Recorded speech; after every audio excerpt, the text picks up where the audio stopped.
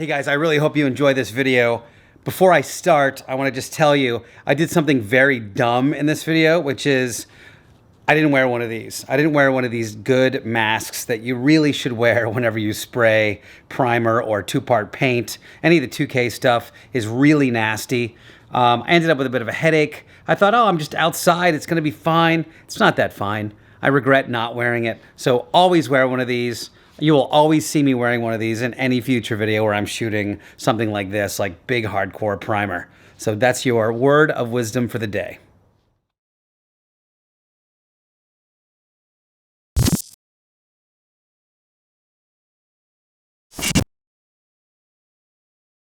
Welcome back to another episode of Rennch. On today's show, we are going to modify this $19 Harbor Frieght paint gun to work with primer, and we're going to shoot the underside of the Blasphemy Build.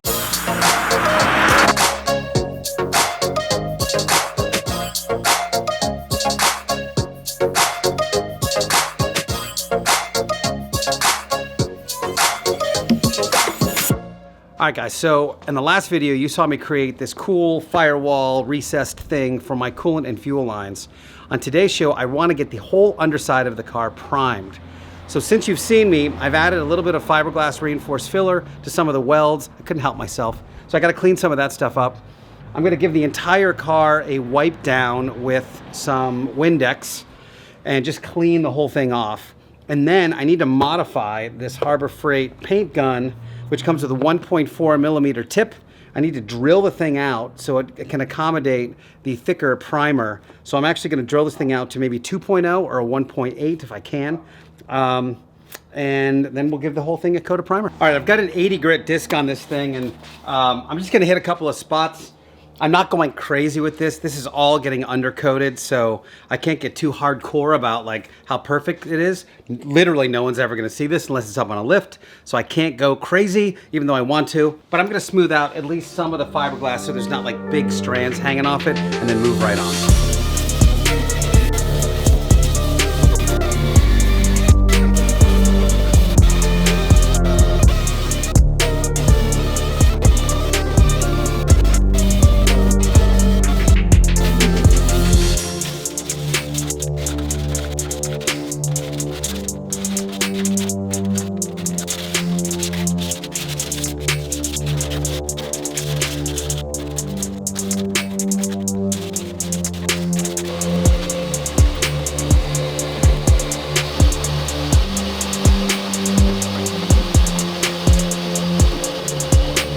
Now, opinions on what to do before you spray paint or primer on the internet are crazy. But one of the opinions is that you can use Sprayway, which is a glass cleaner, before. So I'm gonna do that since it's, again, the undercarriage of the car. I'm not super concerned about it. But I'm gonna give this whole thing a wipe down with this Sprayway, and we're gonna get into modifying the HVLP Harbor Frieght gun.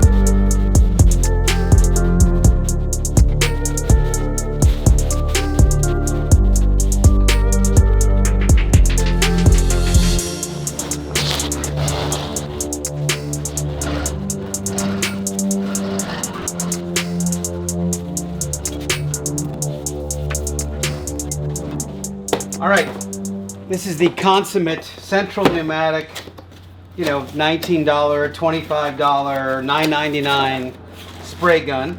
Depends on what kind of deal you get. This one actually comes with a regulator, which is cool. I don't think my other ones did. Regulator's key, actually. I didn't know that the first time I sprayed like the fenders. And yeah, you really need a regulator. It comes with a cleaning kit and some directions. Now, when you look at the tech sheets for whatever your primer is you're going to use, they all say that it should, well, I shouldn't say they all say, I don't know anything about primers, but they go on a little thicker than normal paint. So you need a bit of a thicker nozzle to deliver the paint. And these paint guns come with a 1.4 millimeter nozzle, which we don't want. We want at least a 1.8 nozzle. How these things work, there's a needle on the inside, and as I pull the trigger back, the needle's like spring-loaded and pushing up against this little nozzle right here. And as I pull the trigger back, the needle pulls back and allows the paint to go through.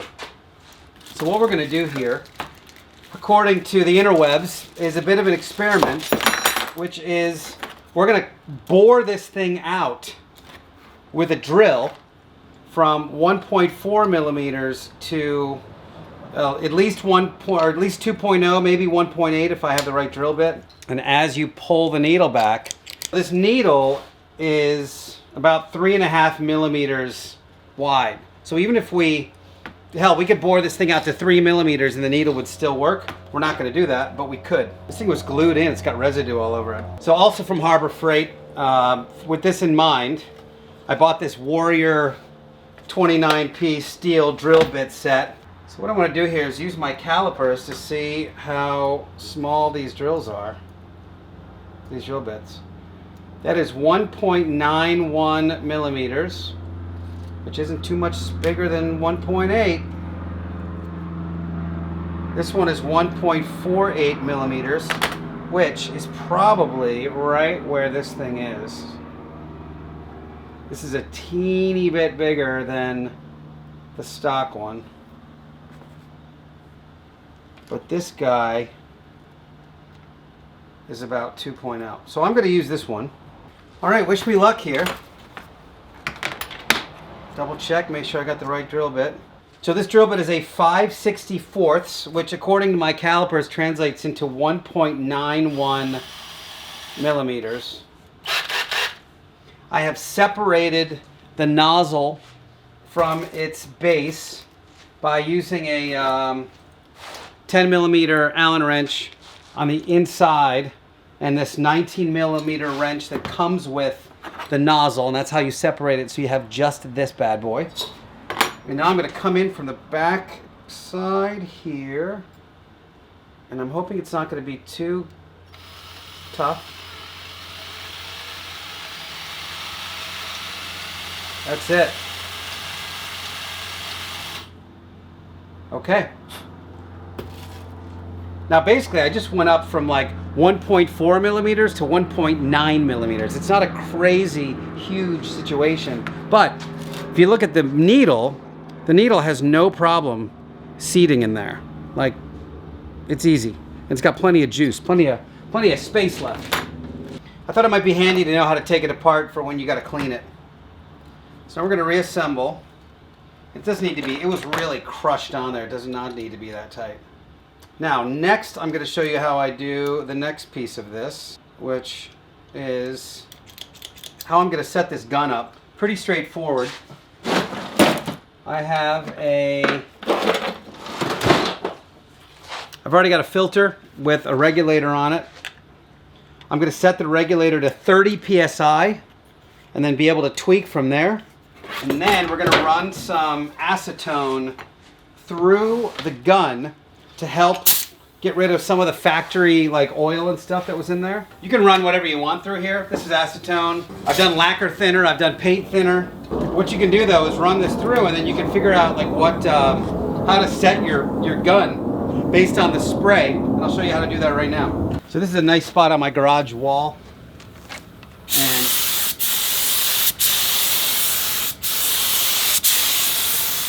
oops, I'm running out of acetone. Hold on. All right, so I filled this with water now so you guys can see how this works. First things first, you want to make sure the trigger has full range. So what I do is loosen this thing all the way up until it bottoms out, then start tightening it until I feel it catch against the trigger, which is right now. Then I come in just a little bit. So now I have like full range of the trigger. Next is how we're going to set our fan here. And the fan, I loosen this thing all the way up. This is like right from the interwebs.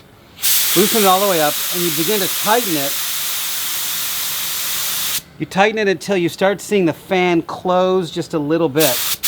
And that should be pretty close.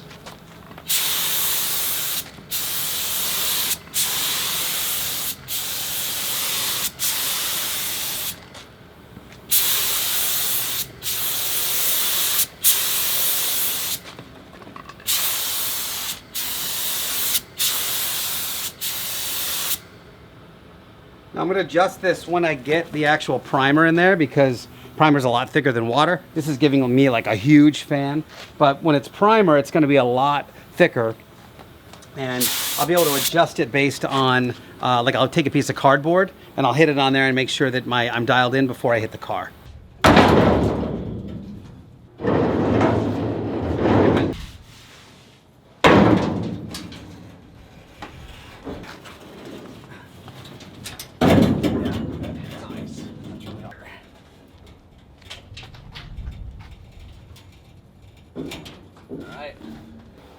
All right, guys, we are officially ready to spray now.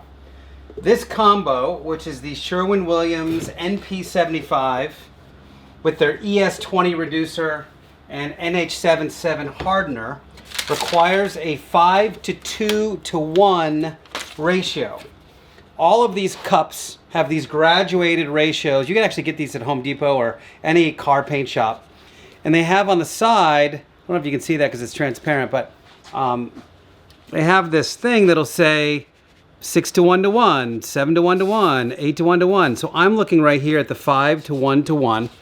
So if I want to do, let's say 5 parts, this goes from 1 to 8. So if I go to 5, that gives me my 5. Then if I wanted to do 1, I would go to the next 5 in the next row, but I want to do 2. So I'm going to go 5, and then see the 5, then go to 6 with my reducer, and then stay at 6 with my hardener. So I want to go up 1 to make sure I have the right ratio. Sometimes on these, if you don't have the right size tip and you need to dilute it a little bit, there's a little thing that says 10%, which is another whole column here, and that'll allow you to put a little bit more reducer in to kind of thin out the paint a little bit. I'm not going to do that because this is obviously for the undercoating. I want like a good thick coat all the way around. I've got my gun relatively set up, like pretty close, I think. I've got my airline already out there. I actually don't know how long the time is between like mixing it and being able to actually shoot it, or how long between coats. But in fact, I'm going to ask Mr. Henry Romero. Let it dry overnight, scuff it, shoot another coat. Okay, so I'm going to put at least 1 coat on today, and then maybe put another coat on tomorrow. We'll see how it goes. So I'm going to mark this cup just to make sure I don't get it in the wrong spot, which I'm sure people do all the time. So we're going to go to 5. This stuff is really goopy. All right, that's at 5. We're going to put our hardener in, or excuse me, our reducer. And that one I want to go to the line that says 6. So I'm going to go, that's the 2 parts hardener. That's it. I'm sorry, 2 parts reducer, not 2 parts hardener.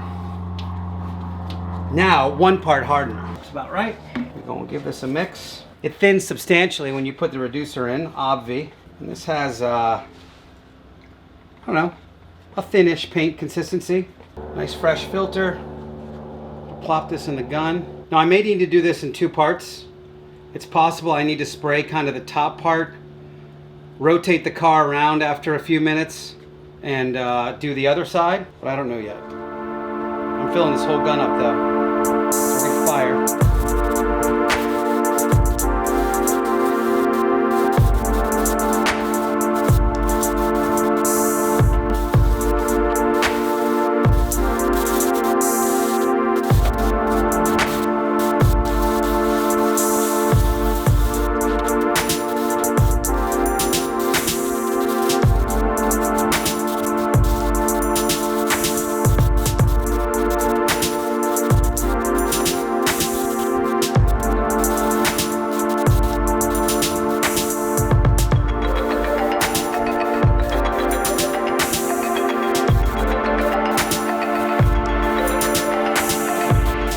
All right, this looks a little weird because of the reflected sunlight, but let me get close so you guys can see the awesomeness.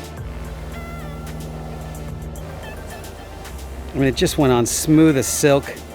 That modification was great. Like, it made all the difference.